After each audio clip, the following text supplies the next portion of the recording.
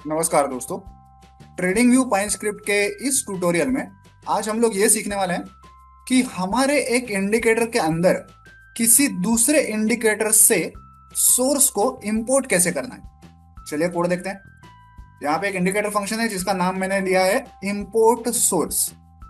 यहाँ पे एक इनपुट हमने क्रिएट किया है, इसलिए मैंने इनपुट डॉट सोर्स फंक्शन का यूज किया है। टाइटल मैंने इसे दिया है इनपुट सोर्स और इसकी डिफॉल्ट वैल्यू मैंने रखी है क्लोज। तो बाय डिफॉल्ट हमारा जो सोर्स होगा वो क्लोज होगा। हम चाहें तो यहाँ पे एक ड्रॉप डाउन लिस्ट मिलेगी हमें इनपुट पैनल में, उसे चूज करके इस क्लोज की जगह पे ओपन हाई लो और भी चीजें चूज कर सकते हैं। अब मैं क्या कर रहा हूँ, यहाँ पे एक एक्सपोनेंशियल मूविंग एवरेज क्रिएट कर रहा हूँ। ta.ema फंक्शन का मैंने यूज किया। यहाँ पे मैंने सोर्स लिया है क्लोज, ईएमए की लेंथ है 50। ओके, इसे मैं कह रहा हूँ ओरिजिनल ईएमए। सिमिलरली फिर से एक बार एक्सपोनेंशियल मूविंग एवरेज को प्लॉट कैलकुलेट करेंगे। ta.ema फंक्शन का यूज किया है। इस बार सोर्स क्या है? सोर्स है ये इंपोर्टेड सोर्स। ओके, जो भी वैल्यू यहाँ पे यूजर चूज करेगा वो वैल्यू एज अ सोर्स हम लोग यहाँ पे यूज करेंगे। तो फिलहाल तो क्लोज ही वैल्यू हमने चूज की है यहाँ पे, तो यहाँ पे सोर्स होगा क्लोज। इसका भी क्लोज है और इसका भी क्लोज ही है। लेंथ भी दोनों की 50-50 है। इस वाले को मैं कह रहा हूँ इंपोर्टेड ईएमए। अब मैं इन दोनों ईएमएस को प्लॉट फंक्शन का यूज करके चार्ट पे प्लॉट कर रहा हूँ। ओरिजिनल ईएमए को मैं ग्रीन कलर दे रहा हूँ और इंपोर्टेड ईएमए को मैं रेड कलर दे रहा हूँ। इसे चार्ट पे ऐड करके हम लोग चेक करते हैं कि आउटपुट दिखता कैसे है। देखिए, यहाँ पे मैं निफ्टी के डेली चार्ट पे हूँ। ये हमारा इंपोर्ट सोर्स इंडिकेटर है, क्योंकि दोनों ईएमएस की वैल्यू फिलहाल सेम है। दोनों ईएमएस जो है एक दूसरे के ऊपर ओवरलैप हो चुके हैं। ग्रीन ईएमए भी है यहाँ पे वो, लेकिन रेड के नीचे छुप गया है। आप इंडिकेटर के नाम के आगे दोनों ईएमएस की वैल्यू देख सकते हैं। दोनों ईएमएस चार्ट पे प्लॉट हो रहे हैं।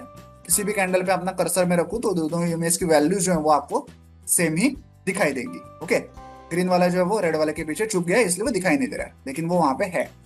अगर मैं चाहूँ और यहाँ से स्टाइल में जाके अगर रेड वाले को हाइड कर दूं तो आप देखिए ग्रीन वाला भी देख सकते हैं। ठीक है, तो ग्रीन वाला वहां पे है। अब मुझे करना क्या है?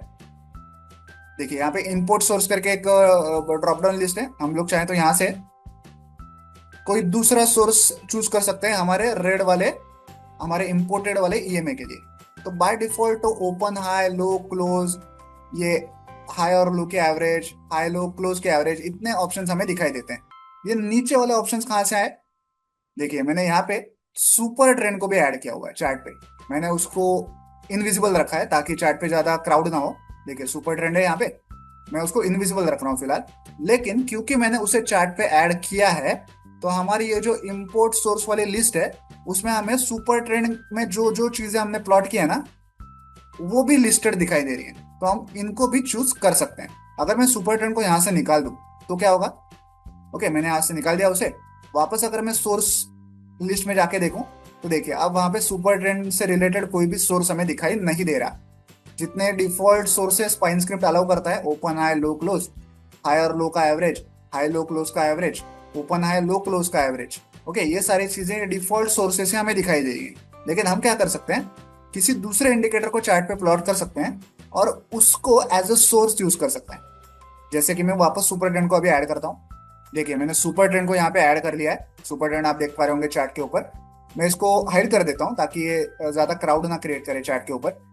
ओके, अब मैं अगर यहाँ पे इंपोर्ट सोर्स की लिस्ट में जाके देखूं तो सुपर ट्रेंड की जो लाइंस ड्रॉ होती है ना वो भी एज अ सोर्स हमें यहाँ पे यूज करने को मिल रही है। ओके, तो सुपर ट्रेंड की दो लाइंस होती हैं, एक अप वाली ग्रीन वाली और एक डाउन वाली रेड वाली। तो मैं चाहूँ तो अप वाली जो लाइन होती है उसे एज अ सोर्स यूज कर सकता हूँ हमारे इस रेड वाले मूविंग एवरेज के लिए, जो हमारा इंपोर्टेड वाला मूविंग एवरेज है उसके लिए। देखिए, मैं इसे चूज कर रहा हूँ, सोर्स चूज किया है मैंने ग्रीन वाला सुपर ट्रेंड। तो देखिए, अब दोनों मूविंग एवरेज हमें डिस्टिंक्टली अलग दिखाई दे रहे हैं। ग्रीन वाला तो वैसे ही है जैसे पहले था, हमारा 50 वाला एक्सपोनेंशियल मूविंग एवरेज। लेकिन ये जो रेड वाला मूविंग एवरेज है ना, इसका सोर्स अब क्या है?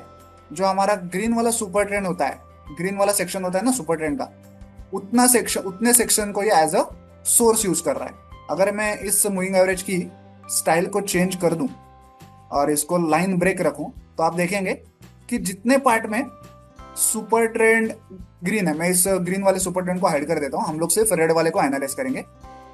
देखिए, अब सिर्फ रेड वाला सुपर मूविंग एवरेज हमने रखा है और हमारा सुपर ट्रेंड रखा है। तो देखिए, जितने पार्ट में सिर्फ ग्रीन वाला सुपर ट्रेंड हमें दिखाई दे रहा है ना, उतने ही पार्ट में हमारा ये मूविंग एवरेज ड्रॉ हो रहा है। जहां जहां पे रेड वाला सुपर ट्रेंड है वहां वहां पे हमारा मूविंग एवरेज ड्रॉ ही नहीं हो रहा।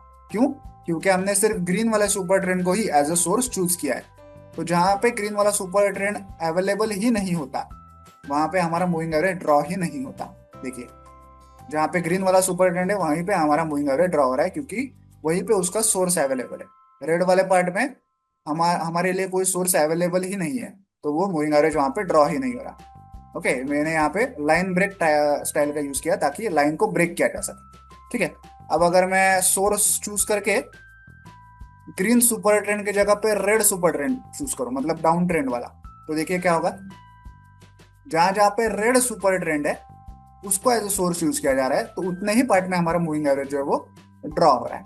ओके, ग्रीन वाले पार्ट में कोई भी मूविंग एवरेज ड्रॉ नहीं हो रहा। ठीक है, तो आप किसी दूसरे इंडिकेटर का यूज एज अ सोर्स कर सकते हैं आपके खुद के इंडिकेटर के लिए।